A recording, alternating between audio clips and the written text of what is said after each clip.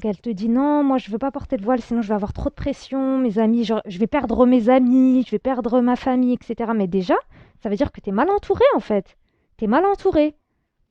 C'est quoi ces amis là qui te lâchent sous prétexte que tu as porté le voile? Mais c'est pour moi, c'est pas des amis. Donc déjà, une bonne chose de faite. Tu as mis ton voile, tu as vu les vrais visages. Ciao, bye bye en fait. T'avais pas besoin d'être avec ces personnes-là, puisqu'elles ne t'acceptent pas comme tu es. Donc franchement, comme on dit, bon débarras, hein. Le voile, ça préserve la femme. Ça la rabaisse pas, loin de là. Ça la préserve. Si dans ce job-là, ils t'ont pas accepté avec le voile, trouve ailleurs, fais les causes. Trouve ailleurs, mais ne désobéis pas à ton créateur pour une créature en fait. Et si je meurs dans une minute, dans une heure, demain, dans une semaine, on ne sait pas en fait quand est-ce qu'on va mourir. Si je meurs maintenant, j'ai des comptes à rendre, je vais rendre des comptes dans ma tombe. Leurs propres proches leur mettent des bâtons dans les roues en fait. Assalamu alaikum les filles, j'espère que vous allez bien. Qu'est-ce que tu attends pour porter le voile? Qu'est-ce que tu attends? Donc juste avant d'aborder ce sujet, je vous laisse vous abonner, me laisser un petit pouce bleu et on y va. Voilà, j'ai fait cette petite chaîne pour donner des conseils, comme les conseils que je pourrais donner à ma cousine ou à ma sœur. Donc tout simplement, j'espère que ça, même si ça atteint que une ou deux personnes, mais du moment que ça leur est bénéfique, franchement, moi, ça me va. Certaines personnes que je connais également, lorsqu'elles ont voulu porter le voile, elles ont été étonnées des réactions de leur propre famille, des proches à elles, sachant que ce sont des filles, par exemple, qui sont issues de familles musulmanes. Leurs propres proches leur mettent des bâtons dans les roues, en fait. Quand tu veux porter le voile, c'est se dire que dans la religion, déjà, c'est une obligation pour la femme. C'est une obligation. C'est une obligation parce que j'ai entendu tellement de choses dire que non, le voile, c'est recommandé, non, c'est pas obligatoire. Non, non, c'est une obligation. La femme qui ne porte pas le voile et qui sort à l'extérieur sans s'être couverte, sans avoir couvert sa zone de pudeur, elle est dans un péché. Elle est dans un péché. Donc tout homme ajnabi, ajnabi ça veut dire un homme qui est épousable pour elle. Donc qui ne soit pas son frère, qui ne soit pas son oncle, qui ne soit pas son grand-père. Toutes ces personnes-là ou son beau-père, donc toutes ces personnes-là, elle ne peut pas les épouser, mais tout le reste, que ce soit cousin, ami, famille, voisin, s'il pose les yeux sur toi alors que tu n'as pas ton voile, là, tu es dans le péché. Lui, il est dans le péché et toi, tu es dans le péché. Donc ça, qu'on soit bien clair dessus. Donc déjà, c'est une obligation pour la femme de porter le voile. Premièrement. Deuxièmement, tu as juste à te dire, en fait, la question que tu dois te poser, c'est te dire, et si je meurs dans une minute, dans une heure, demain, dans une semaine? On ne sait pas, en fait, quand est-ce qu'on va mourir. Donc déjà, rien que ça, rien que le fait de savoir, le fait de se dire, non mais attends, je ne sais pas quand est-ce que je vais mourir. Je suis censée le porter, le voile, à partir du moment où il devient une obligation pour moi, je dois le porter. Je dois le porter. Pourquoi est-ce que je ne le porte pas? Je suis musulmane. Si je meurs maintenant, j'ai des comptes à rendre. Je vais rendre des comptes dans ma tombe. Donc je voulais juste revenir sur l'obligation. Pour qui est-ce qu'il est obligatoire de porter le voile? Donc c'est pour la femme qui est pubère. Qu'est-ce que c'est la puberté? À partir du moment où la femme voit des menstrues, à ce moment-là, ça devient une obligation pour elle de faire tous les actes obligatoires, que ce soit la prière, le jeûne du mois de Ramadan, couvrir sa zone de pudeur devant les personnes qui sont ajnabi, donc comme j'ai expliqué avant, voilà. Donc parmi les choses qu'on peut entendre, les personnes qui mettent pas le voile, en fait, les femmes qui mettent pas le voile, qu'est-ce qu'elles disent? Elles disent, il se peut qu'elles disent, non, moi j'ai peur de pas trouver un travail. J'ai peur de ne pas trouver un travail. Tu as peur de ne pas trouver un travail.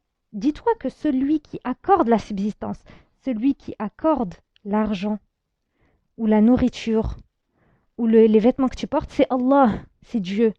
Quoi qu'il arrive, ta subsistance te parviendra. Quoi qu'il arrive. Donc dis-toi que si dans ce job-là, ils t'ont pas accepté avec le voile, trouve ailleurs, fais les causes, trouve ailleurs, mais ne désobéis pas à ton créateur pour une créature en fait. Désobéis pas à ton créateur sous prétexte que à tel endroit, ah, il y a vraiment que ce travail-là que j'ai trouvé pour l'instant et ils veulent pas que je mette le voile. Ben non, cherche ailleurs. Cherche ailleurs. La terre, elle est grande. Hein. Les endroits où tu peux trouver ta subsistance, il y en a beaucoup. Donc fais les causes et tu verras que Dieu il va te faciliter. Si tu fais les causes, tu verras que Dieu il va te faciliter pour trouver un travail.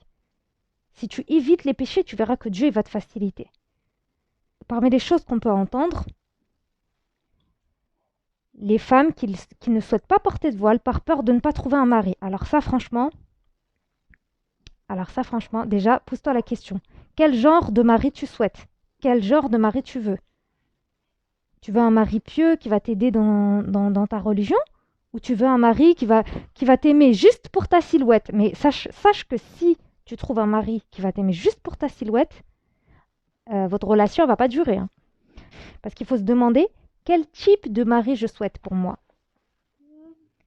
Quel genre de mari je veux? Est-ce que je veux un mari qui va m'aimer uniquement pour ma beauté, mes beaux cheveux, mes beaux yeux, etc. Ou je veux un mari qui, qui va m'aider dans ma religion, qui va m'aider dans ma vie, qui va me tirer vers le haut? Crois-moi que toutes les personnes qui vont t'aimer uniquement pour tes beaux yeux, leur amour, il n'est pas sincère. Leur amour, il n'est pas sincère. Il faut chercher un mari qui va chercher à t'aimer uniquement par recherche de l'agrément de Dieu. Il va t'aimer, c'est-à-dire qu'il va t'aider dans ta vie uniquement par recherche de l'agrément de Dieu. Déjà, lui, il craint Allah, ça veut dire qu'il ne te fera pas de mal. Il craint Dieu, il va vouloir le bien pour toi, donc il va vouloir tout ce qui est bien pour toi. Donc c'est pas demain tu vas te marier, tu vas avoir des enfants. Ben voilà, quand on a des enfants, forcément le corps il change. Ah bah ça y est, t'es plus fraîche, t'es plus belle comme je t'ai épousée, comme quand je t'avais épousée, donc c'est bon, c'est fini entre nous, tu vois. Donc franchement, la plupart des mariages qui cessent de nos jours, c'est à cause de ça en fait. C'est parce que la relation, elle a mal débuté. Elle a débuté sur de mauvaises bases. Sur de mauvaises bases. Donc si toi, tu veux pas mettre le voile parce que tu as peur que ton mari, que de pas trouver de mari ou de plus séduire, mais déjà, remets-toi en question. Dis-toi qu'est-ce que tu recherches en fait. Quel genre de relation tu recherches, tu vois. Donc il y a ça. Et il y a également le fait que la personne, en fait, la femme, elle veut pas mettre le voile par peur du regard des autres. Ou bien, au contraire, par peur de ne plus avoir le regard des hommes, en fait, sur elle. Ah oui, il y a des femmes qui se plaisent de se mettre, de bien s'habiller, de bien se coiffer, etc. pour séduire à l'extérieur. Pour séduire. Bah oui, forcément, quand tu mets le voile, tu te couvres. Mais dis-toi que si tu te couvres par crainte de Dieu, dis-toi que ça, là, tu gagnes, là, en fait, masha'Allah. Tu penses à l'au-delà. Tu penses à la vie après la mort. Cette vie-là, en fait, on va pas rester éternellement. Hein. On a beau vivre 20 ans de plus, 10 ans de plus, un jour de plus, 30 ans de plus, un jour ou l'autre, on va mourir. Et un jour ou l'autre, on aura des comptes à rendre. On aura des comptes à rendre. Donc, le fait que tu n'aies plus de regard sur toi, moi, je dis, au contraire, c'est mieux. C'est mieux. Ça te préserve. Le voile, ça préserve la femme. Ça la rabaisse pas, loin de là. Ça la préserve. Également, les personnes qui peuvent avoir des pressions de la part de leur famille. Donc elle te dit non, moi je veux pas porter de voile, sinon je vais avoir trop de pression, mes amis, je vais perdre mes amis, je vais perdre ma famille, etc. Mais déjà, ça veut dire que tu es mal entouré en fait. Tu es mal entouré. C'est quoi ces amis-là qui te lâchent sous prétexte que tu as porté le voile? Mais pour moi, c'est pas des amis. Donc déjà, une bonne chose de faite. Tu as mis ton voile, tu as vu les vrais visages. Ciao, bye bye en fait. Tu n'avais pas besoin d'être avec ces personnes-là, puisqu'elles ne t'acceptent pas comme tu es. Donc franchement, comme on dit, bon débarras. Hein. Et un dernier point sur lequel je voulais vraiment insister, c'est le fait que la personne, elle doit souvent se rappeler la mort. Donc déjà, tous ces rappels-là que je fais, c'est avant tout pour moi-même. Hein. c'est un rappel avant tout pour moi-même. Donc la personne, elle se rappelle la mort, elle se dit un jour ou l'autre, je vais mourir. Un jour ou l'autre, je vais mourir. Là, je suis dans un péché, je ne porte pas le voile, je suis dans un péché. Donc la personne, ce qu'elle doit se rappeler, c'est le fait qu'elle va mourir un jour ou l'autre. Peu importe les pressions que tu peux subir, peu importe le fait que tu trouves pas que tu souffres, que tu trouves pas d'emploi à cause de ton voile, etc. Ça, c'est des épreuves, c'est les épreuves de la vie. Le musulman, sur cette terre, il est éprouvé. Celui qui n'est pas éprouvé du tout, il doit se poser des questions. Parce que le musulman, de son vivant jusqu'à sa mort, il est éprouvé. On n'est pas au paradis ici, on est sur terre. Et la terre, c'est une terre d'épreuves. Donc la femme, elle est censée se voiler, elle est censée se préserver, mais pourquoi? Par recherche de l'agrément de Dieu. Par recherche de l'agrément de Dieu uniquement. Pas parce que c'est une mode, ou parce que voilà, j'aime bien le style, ou parce que ça me va bien, etc. Non, non, non, non, non, non. C'est parce que Allah, il nous a ordonné, il a ordonné à la femme de se couvrir. Et sachez que Allah, quand il ordonne une chose, il y a toujours une sagesse. Il y a toujours une sagesse. Donc voilà, on pense à la mort. On se dit un jour ou l'autre, je vais mourir. Je porte mon voile, je me préserve. Et à chaque fois qu'on met le voile avant de sortir, on met la bonne intention, c'est-à-dire qu'on se remémore le fait que Allah il nous a rendu obligatoire cet acte et nous on le fait par recherche de son agrément.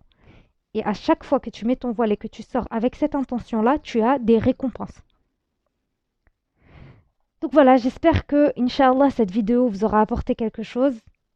Sachez mes sœurs que effectivement en France c'est très difficile pour les femmes voilées. On subit des pressions de toutes parts, mais on doit rester ferme sur nos convictions et on ne doit pas en fait nous laisser déborder par la pression de un tel ou un tel. Si vous avez aimé cette vidéo, laissez-moi un petit pouce bleu. Laissez-moi en commentaire les prochaines vidéos qui vous intéresseraient, les prochains sujets, pardon.